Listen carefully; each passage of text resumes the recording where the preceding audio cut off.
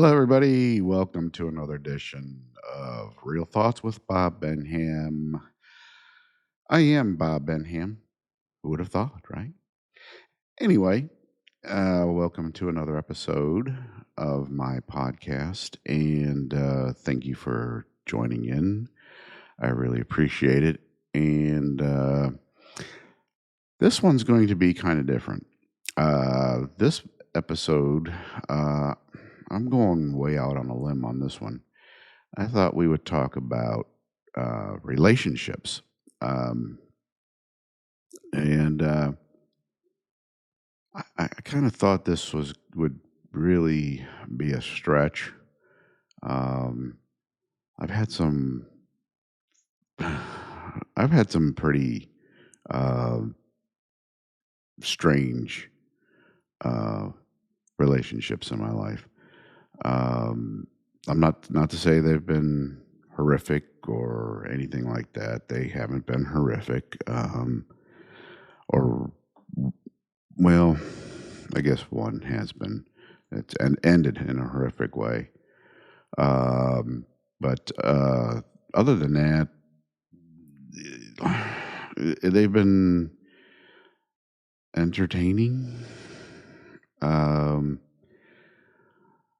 I've had to walk on eggshells a bit as time went on, and it has definitely um, been. Um, I don't know how to really put it. Um, but anyway, we'll get started and we'll get into that. Um, I've always been I've been a loner or introvert, whatever you want to call it, most of my life. Unfortunately, it goes back to grade school. Um, I was bullied pretty badly when I was in grade school. Um, I was that really skinny, geeky looking, you know, just that one kid that everybody could go and pick on. Um, I had absolutely no talent for anything. I couldn't play a sport to save my butt. Um, it was one of those things that no matter what I tried, um, it just didn't go well. And the number of friends that I had was very limited. In fact, I had one friend in grade school, um, and he and I got along great. We had no problems. And unfortunately, because he and I were good friends, they made fun of us horrifically, calling us gay and all the derogatory terms that are associated with that. And so, and I got beat up a lot. I won't deny that. Um, and one time, it was seventh grade. I got on my way out from lunch. I got maced, and that didn't go very well. Um, the kid that did it, though, he got expelled from school, and um, I finished grade school, and I picked a high school that I made sure no one from my grade school uh, wanted to go to and did go to. So I had a fresh start. Uh, and so when I went to high school, um, the very first day of high school, um, I met my best friend, We met at the bus stop to get on the bus. We had to take city bus to go to high school. We lived about 8 miles or so from the high school, so we had to take the city bus.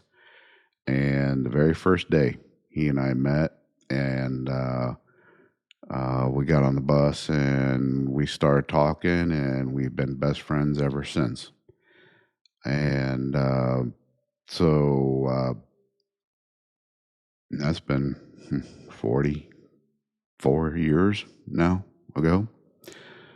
Uh, so anyway, high school was great. I had no issues with anybody. Uh, there was no being made fun of. None of the geeky, nerdy, let's make fun of Bob kind of things, anything like that. And did I have develop any athletic skill? No. Uh, we tried to do one of those. Um, what do they call that? Intramural basketball teams, where we had several uh, teams within our grade or whatever it was, and we would get our butts slammed. I think we lost a game like 120-2 or something like that. I mean, it was ridiculous. Just no talent, none whatsoever. So I don't know. I mean, I admit it freely. I couldn't shoot a basketball or play the game, and I mean, I just have no athletic talent whatsoever. And why, I don't know. As far as running, I could run with the best of them. I got height.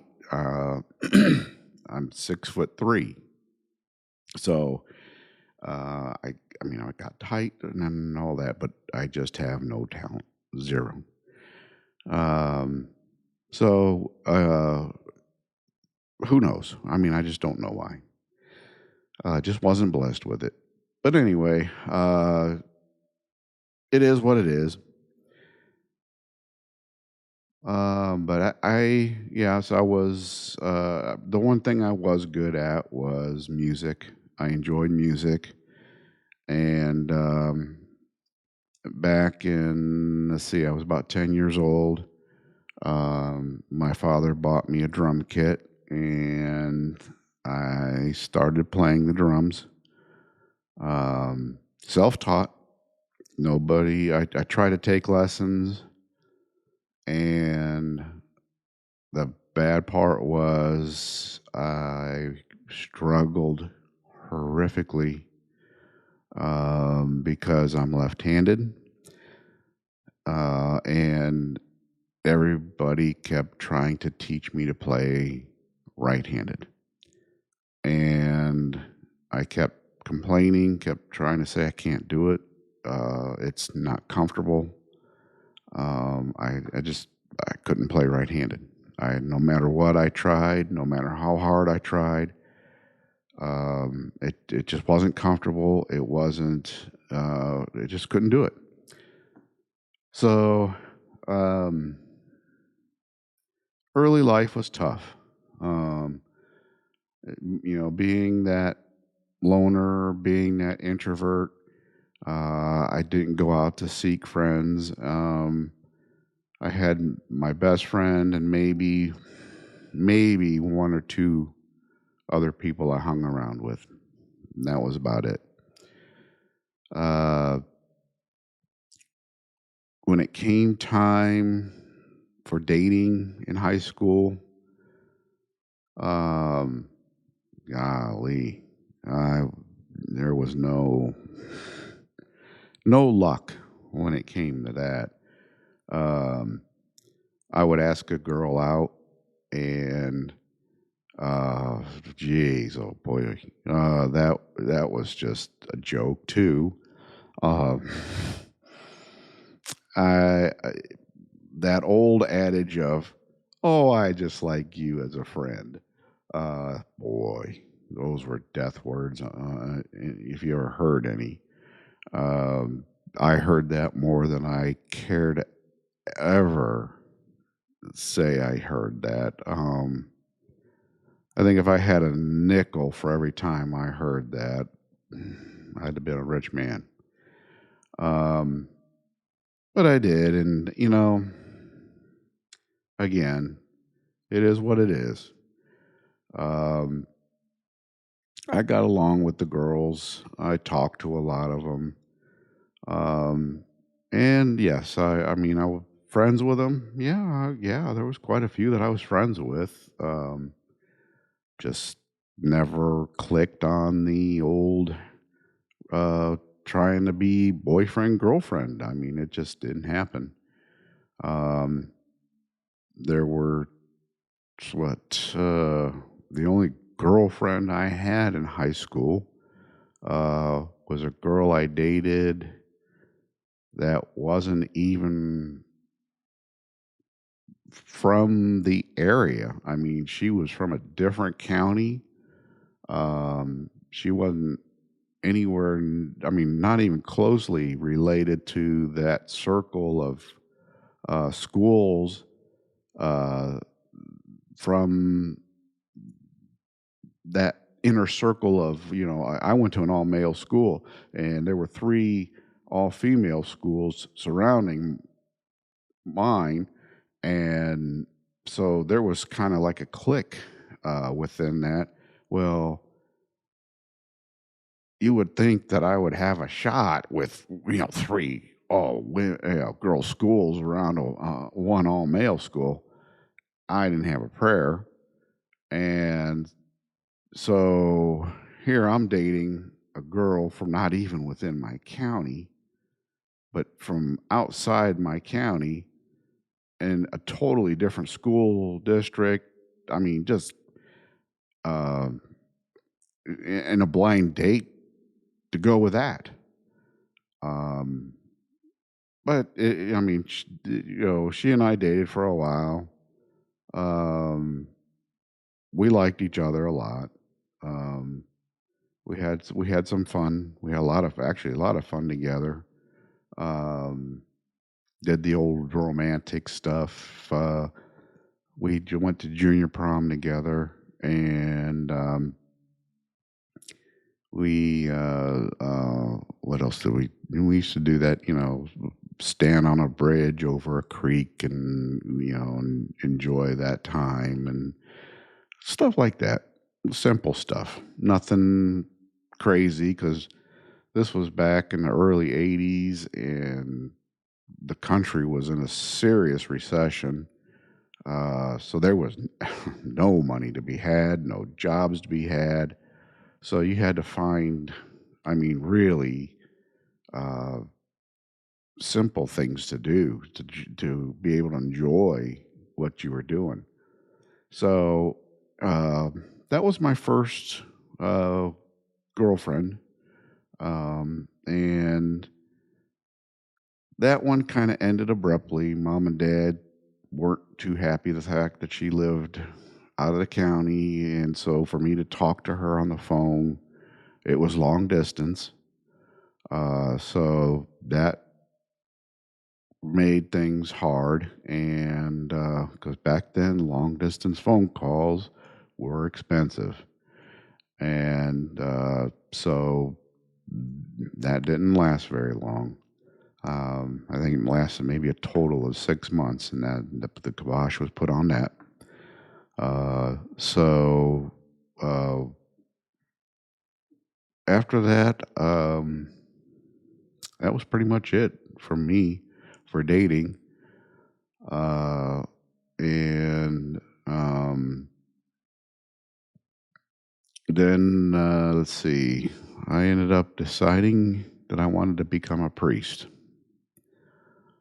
And so I went through the whole spiel of going and deciding to do that. Um, went to went through my senior year of high school, and then I went to a seminary in Indiana for a year. And myself and the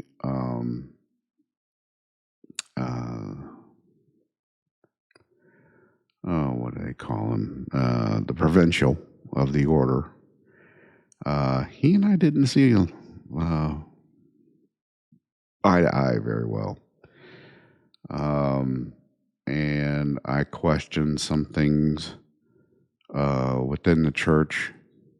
I'm talking the Catholic Church, that seemed contradictory to Christ's teaching and with what God's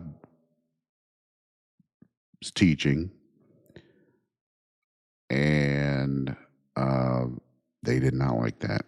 You don't question the Catholic Church, even though it goes kind of against what God's saying.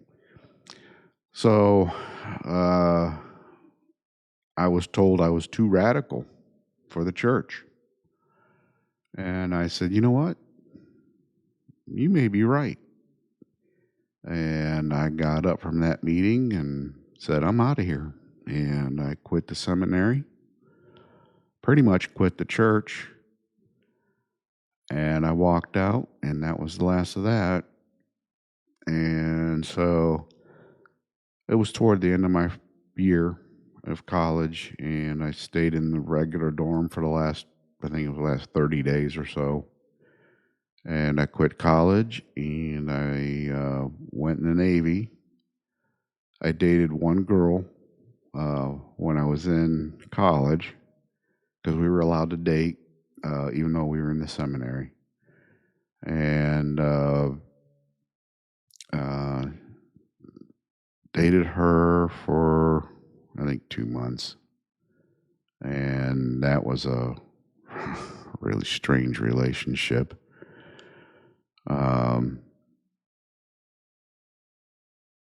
I can't even describe that relationship. But anyway, she ended up, she just blew town, was gone. Woke up one morning and went to go to her room to see if she wanted to go get breakfast. And her roommate says, oh, she left in the middle of the night. Her dad came and they just left. I went, what? Yeah. No word that she was going to do it. Nothing. She was just gone. I said, well, okay. I guess that's the end of that one. So a little bit of a shocker. So I'm like, well, I'm doing really good here. So anyway, that was that one. So after I got out of college, I decided to go back to my parents, and I started dating a girl when I got home. And that relationship was kind of strange, and she was a little bit demanding of me and expected me to do all kinds of stuff for her, and just basically I had to, it was just like whatever she said was the way it was going to be. And it, it ended up being that I was even doing stuff for her parents. And I would spend most of my time at her house. And she lived way out in the suburbs. And my family lived in the inner city of Cleveland. So I'm talking, it was pretty good. It was probably about a 15-20 minute drive to her house from my parents. So it was, the whole walking on eggshells thing was a real big deal in the relationship with her. I didn't know what I was going to get with her from one day to the next. I mean, she would be fine one day, and the next day, I mean, she would be totally uh, just going off, insane type stuff. Like just chewing me out for whatever. And I it was interesting. I mean, it was like, well, wait a minute, what did I do? Um, and after a while, it just got to a point where I didn't even want to hold her hand when we walked or put my arm around her when we walked. And of course, she noticed that, So it just the wedge just got bigger and bigger, and the space got bigger and bigger. And so anyway, I ended up joining the Navy, and she was not happy about that. And but she said she would, wait till I came home from basic and my school, and we would make it work and all that.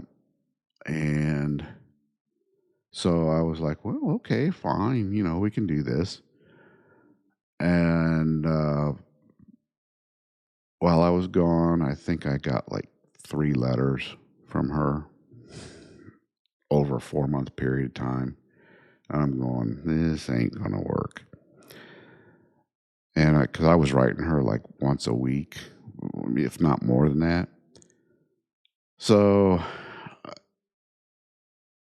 I get back, and this guy that I knew that was mutual friends and knew her and all that, he said, dude, I got news for you. She's been screwing around on you like you nobody's business.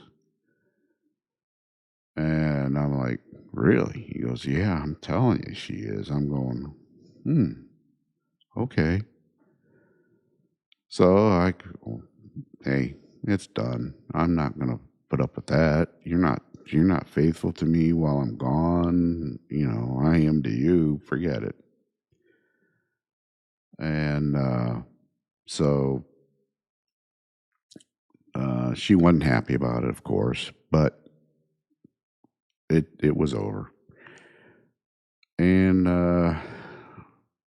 come to come to find out later from my best friend, that dude that told me she was screwing around on me was the dude that was doing the screwing around. Oh man, you talk about crazy. Holy cow, I'm going, what? He was, oh, you gotta be kidding. He goes, no, man. He says, yeah, he was the one that was doing the screw. And I said, oh my God, you gotta be kidding me. So anyway, talk about a wild twist of events. I'm going, okay, well, hey, it's over anyway. Who cares? That's way going back that way. So that was the end of my dating days for quite a while, because while I was in the Navy, I said, I'm not going to date anybody because I'm back and forth at sea, in port at sea, mostly at sea. Um, I'm just not going to put somebody through that. It was just that back and forth, and especially when you're not married, um, to expect somebody to be faithful to you, and all that, it just didn't seem like the right thing to do and the right way to go and all that stuff. So I decided just I'm just gonna stay single. Not even go out on a date. And I didn't. I didn't even go out on a date. So I ended up getting out of the Navy, and right away, within like 3 months, I start the police academy. And I decided, nope, not even going to do that. Not even going to date now either. And oh, here's a funny thing. Um, the day before I leave for Columbus, I'm at my parents' house, and I mean, literally everything's loaded up to move to Columbus the very next morning. And I'm sitting at my mom and dad's, and there's a knock at the back door of my mom and dad's house. And my brother goes, "Hey, Bob, it's Ann." I'm like, "What?" He goes, "Yeah, it's Ann." I'm like, "What the heck is she doing here?" It's the girl that was screwing around on me while I was in the Navy. I ain't seen her since way back then. The one, Anyway, out of the clear blue, I haven't talked to her. I haven't seen her. All of a sudden, she's at the back door of my mom and dad's on the night before I'm getting ready to go to Columbus. And I'm going, "Oh, this is weird." And she's being all nice and everything. And she's, and she goes, "Can we talk?" I'm like, "Well, okay, fine." So I invite her in, and we go down to my mom and dad's basement, and we sit down and start talking. And she's like, "Well, I hear you got on Columbus Police." And I'm like, "Well, yeah." And she goes, "Well, that's nice." And I'm going, "Yeah." And she's talking about the past and how, our relationship was, and this and that. And how she was wrong, and how things got messed up, and she felt bad, and she wanted to make things better and have a fresh start and all that. And I'm going, "No." And she's like, "What do you mean, no?" I said, "No." I said, "That's water under the bridge." I said, "We're beyond that." She goes, what do you mean?" I said, "I'm getting ready to start a new career." I said, "I'm going to Columbus. I am not starting a new relationship. I'm not even starting a relationship, period." I said, "I have to study and work my tail off to get through this academy to be able to get this job off and running in the right direction. I don't have the time for a relationship." I said, I have to get this job going first." I said, I just don't have the time." And she's like, "Well, how long is that supposed to take?" I said, 6 months. I said, I just 6 months. That's how long the academy is. I don't have any time for anything for 6 months. I said, and then beyond that, they have coaching periods where you're with a veteran officer for another 2 more months. I said, "No, I don't have the time." I said, "So no, well, I'm not starting nothing new." I said, "So get it out of your mind. I'm sorry, but it was nice. We had fun when we were together for that little bit of time, but no, nothing's going to happen between us. Thanks for stopping by. Have a good night." "Well, how am I going to get home?" "Well, how'd you get here?" "By the bus." That's the same way you're getting home." "You can't give me a ride?" "Nope." "Well, why not?" "Uh, I'm not taking I got to get up early in the morning to go to Columbus. I'm not giving you a ride home. You made the trip here. You can go home." So that's how, was it kind of cold? Yeah. But hey, that's how, there was just no way I was going to do that. So that was the end of that one. So I leave, go in the academy, do my academy thing, get done with that, get done with my 2 periods of coaching. And I'm about a month into the last part of my probation, and I meet my late wife, Brenda.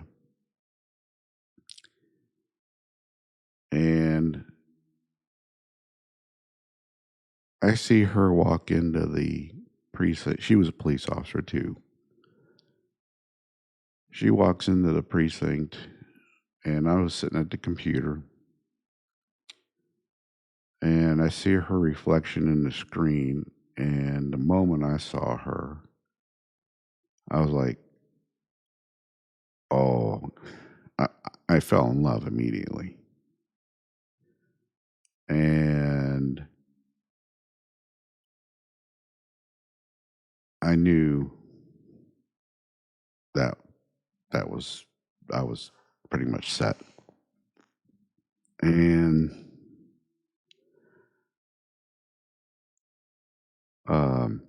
I turned around and looked at her, and I read her badge number. And so because we could look each other up on the computer by badge number, I went and looked her up. And that's when I found out she was 15 years older than I was. I was shocked by that too. Oh my gosh, because she didn't look that old. I would have swore maybe 5 years, if that. Maybe 5 years. 15, no. So anyway, I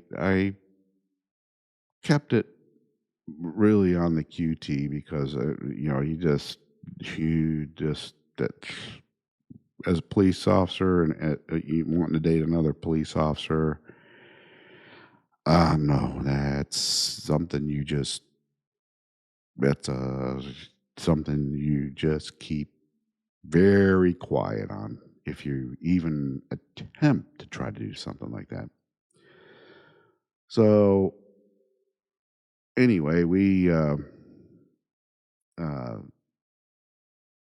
Brenda and I ended up working together for about 2 months, and I never said a word about how I felt about her, what I thought about her. Nothing. We just worked. We just worked together. We were partners during that time, and oh gosh, the stuff we got into and things. We worked a pretty rough precinct, and it was inner city. Every car on that precinct was mandatory 2 officers. Most of Columbus was 1 officer car, but this precinct was that bad that it was mandatory 2 officer cars. So that ought to give you an indication that it was bad. So we worked this area for a couple months together, and I got word that she was thinking about leaving the precinct. She had put in for another job, and so since she was leaving, I thought, well, okay, this is my chance, and so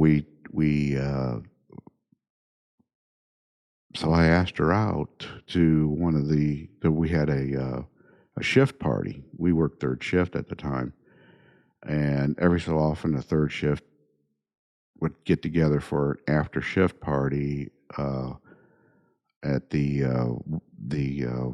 cop bar that was below the Union Hall, and it was done about every 6 months, 7 months, where we would get together, and that bar would open up early in the morning so we could get up, so that we could go after the shift was over and hang out for a few hours and then go home, sleep it off to get up for the next shift.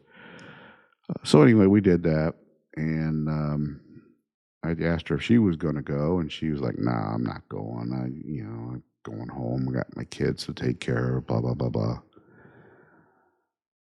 And I said, "Well, come on, it'd be nice. Let's just get to go hang out, chill out a little bit. Let's get away from the work part and just have some fun for a little bit." And she finally said, "Okay, yeah, I'll come." So um, that was her. That was our first date, and she came and we danced and had a good time. And uh, we got along great. And after that, I asked her out for dinner and a movie, and a couple days later, we went out again, and we from then on, it was a good. Things went well. Um, Things kind of took a turn.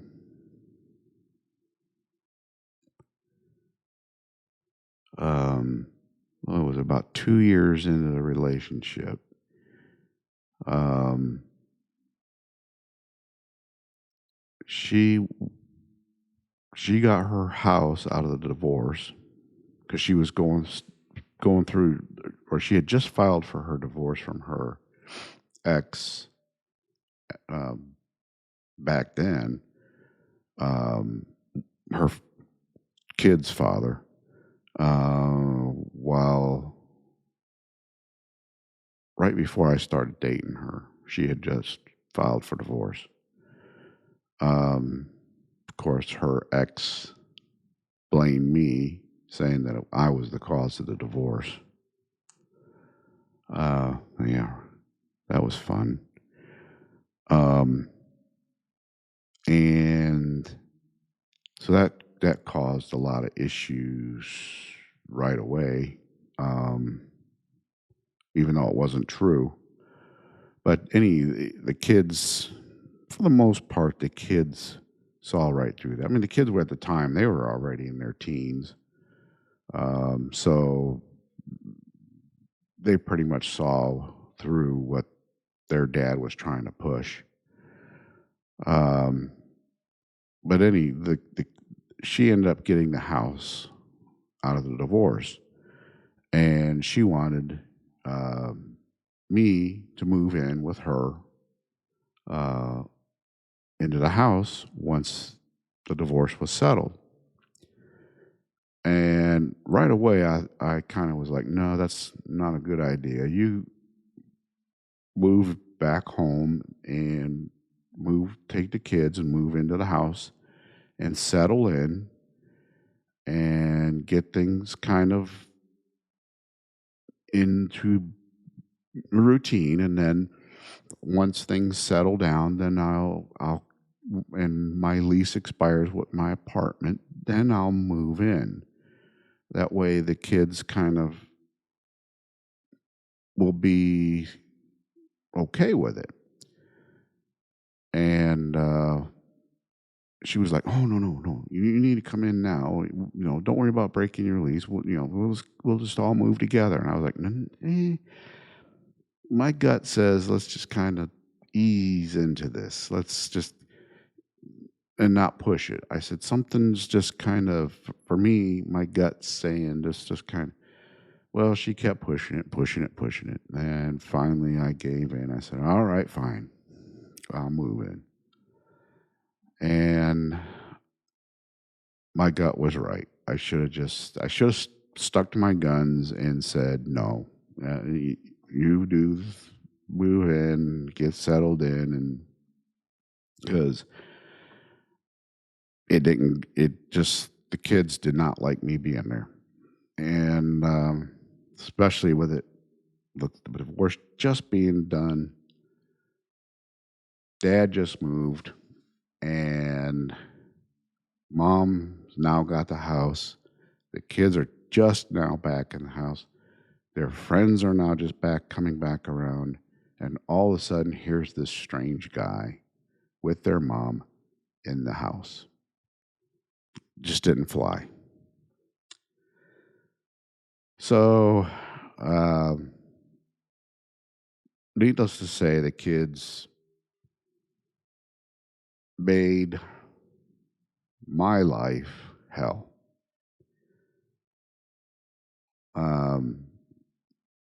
Brenda and I were working third shift. Brenda was in homicide at the time. I was still working. Well, obviously, I was in patrol. And I would be in bed trying to sleep during the day while the kids were at school. So that way I didn't, I wasn't trying to sleep while they were out of school. I would try to, during the quiet of the day. And they would come home at lunchtime and literally slam the door closed and stomp through the house and stomp up and down the stairs to make sure they woke me up. The only time they would do that was if Brenda was in court. So Brenda was home, they wouldn't do it. And she was asleep, they wouldn't do it. They would only do it if she was away in court. And I would tell her, hey, this is what's going on. And she wouldn't, no, the kid wouldn't do that. No, not my kids. They're fine with you being here. Don't worry. Things are all okay. And I'm like, no, I'm telling you, they're not happy about me being here. And of course, there's that wedge. And things started going downhill. And now there's fights going on and arguments. And it's, it's the divides are starting. The kids are starting to get get that wedge between their mom and me, and the he said she said thing was going, and it started just to snowball. And finally, I got to the point where I said, you know what? No, I can't. I got to get out of this. I got to get out of here before, one, things get really, really bad, and two, I need to have sleep at night. I can't go into work tired, not on third shift and not work in the inner city. It's just not good. Well, to make matters worse, I made the mistake of becoming friends with this girl that worked as a clerk at a gas station. And we got to be really good friends. And I would talk to her quite a bit. And Brenda was an extremely jealous person. Extremely jealous. She just did not like if I talked to another woman. Period. Did not. Just forget it. Well, to me, it didn't bother me because I was used to talking to girls. I did it while through high school. I did it in college. I did it. It was natural. I talked to women. No big deal. I didn't have other feelings other than friends with them. I was used to that. So when it was time that, I was talking with Angie, my friend, it was like, No big deal. Well, to Brenda, it was, you guys are flirting. You're flirting with her. You're trying, and she's taking that, blah, blah, blah, blah, blah. And I was like, no, we're friends. We're just talking. It's somebody for me to talk to other than you. It's a friend. No big deal. And that was another thing that added to the fuel to the fire. Was it smart? Maybe not. Probably not. I mean, in my eyes, it was okay. In her eyes, no. Do I understand it? Yes, I do, to a degree. In some ways, I don't, because I'm not a woman to be able to put that together. So now comes a time where I can't deal with the kids keeping me awake. So I went out and I found an apartment. And I said, "Hey, I'm sorry. I can't handle the kids keeping me awake. I'm tired all the time. I am angry all the time. I am on edge all the time. I just can't do this. I have to be able to get sleep for work. I just can't. It's just how I have to live. I can't do this anymore." Well, Brenda said, "Hey, you leave, you move, it's over." I said, "So my health, it's either my health or it's over." Okay, I'm taking my health. And I went, signed the lease, and moved. I said, "Hey, I'm sorry. I have to sleep. I have to I have to get rest, be able to perform my job. I can't go to work with no rest. I just can't." So when she said it was over, I was like, "Oh well, I guess it's over." And she quit talking to me for a while. And during that time that she quit talking to me, I thought, you know, Angie and I get along great. I'm going to ask her out. So I did. I asked Angie out. She and I went out. And we got along wonderful. It was absolutely wonderful. Um,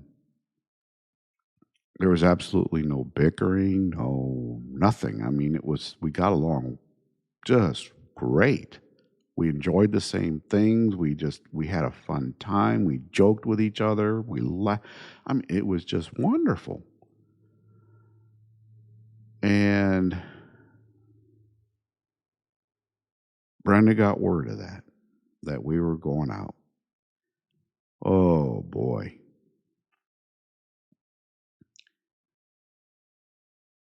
Easter Sunday morning,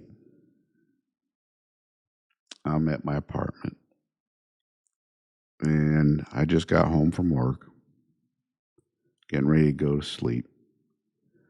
And there's a knock on my door. And I open the door. There stands Brenda. And she has her lipstick on her forehead. She's got mascara on her cheek. She's got, I mean, her makeup is just disheveled so badly. I mean, and I looked at her, and I was like, I just stood there. And she just looks at me, and she's just beyond angry. And she points at her face and she goes, "You see this? This is what you've done to me." And the first thing that went through my head was the movie Fatal Attraction with Michael Douglas and Glenn Close. That was the first thing that went through my head. I thought, wow, I am in too deep. Scared me to death.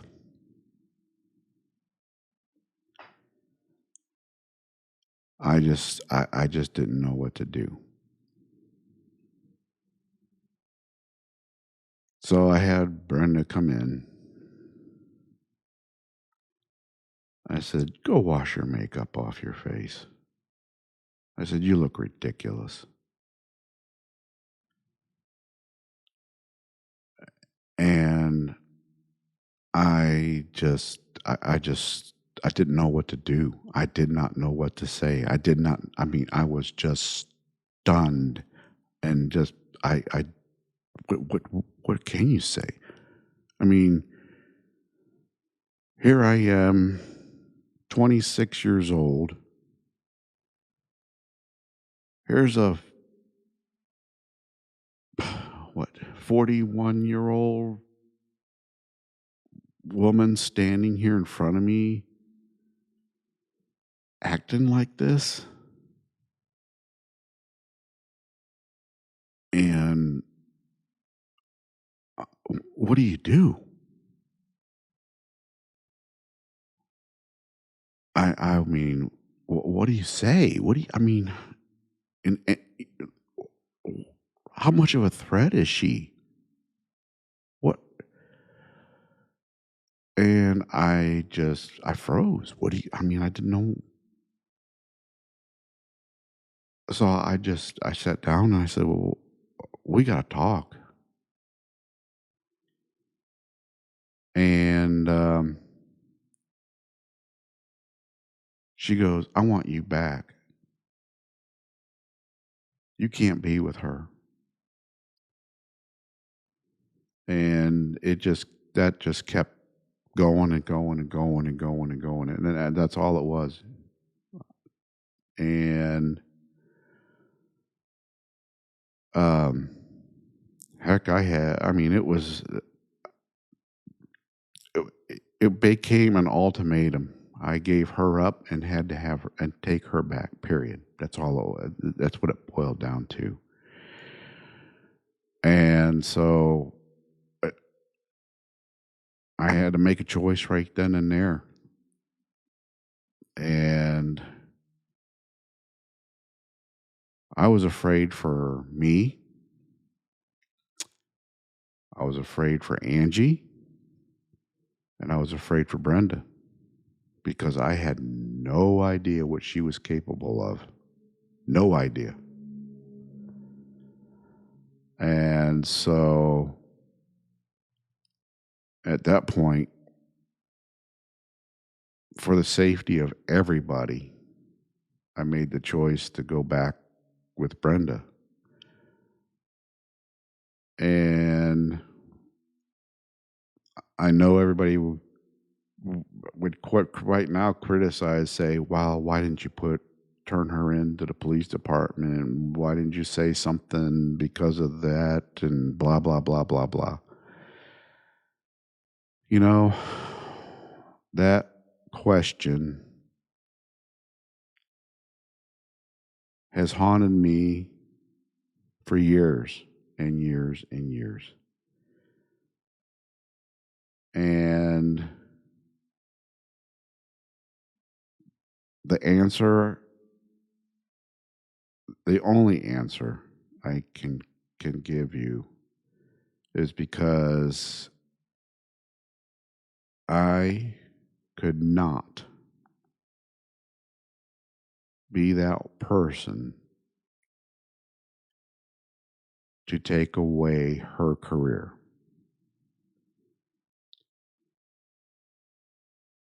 And if I had walked in and said something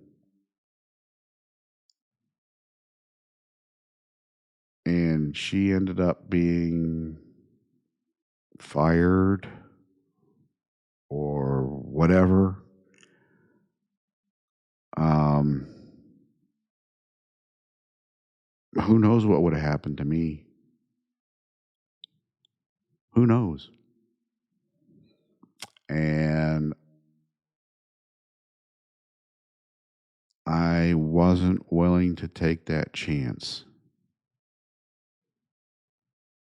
I figured it would be things would be smoother if I just ate that one and let things go and see where things went. Um,